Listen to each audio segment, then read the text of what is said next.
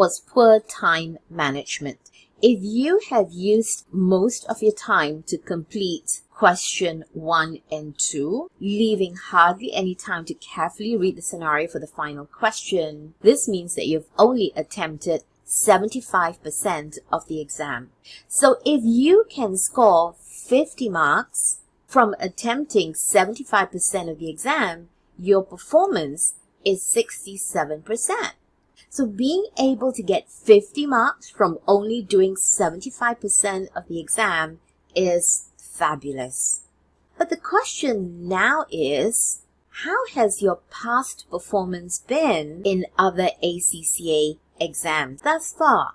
Has your performance been consistently more than 67%?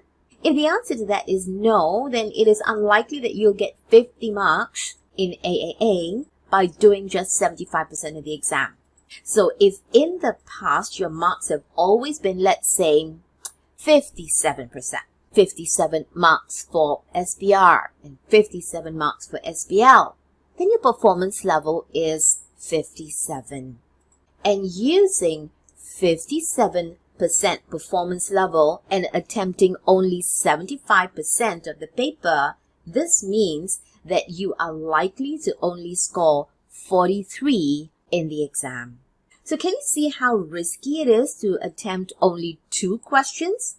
You need to practice really hard to complete all 3 questions in the exam in order to pass. Not completing any kind of question within your exam will mean that your marks will be significantly impaired.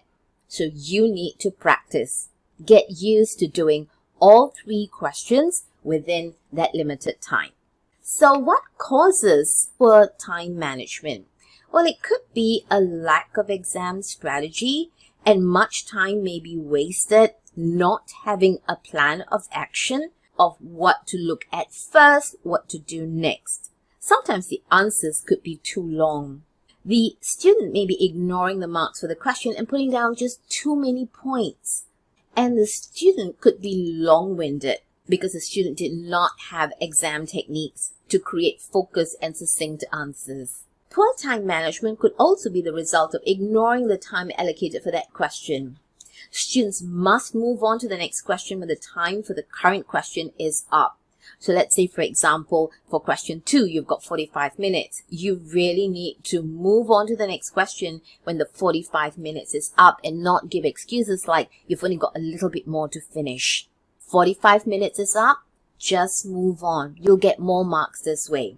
Therefore, the student must practice writing concise answers and also practice discipline of moving on to the next question when the time is up. Most students practice questions, but they don't practice it under time, which means that on the day of the exam, they don't know how to let go of a question and move on. The Pass ACCA AAA series is brought to you by Sheila William. She has been teaching ACCA for the past 30 years. She has helped thousands of students pass the challenging ACCA papers.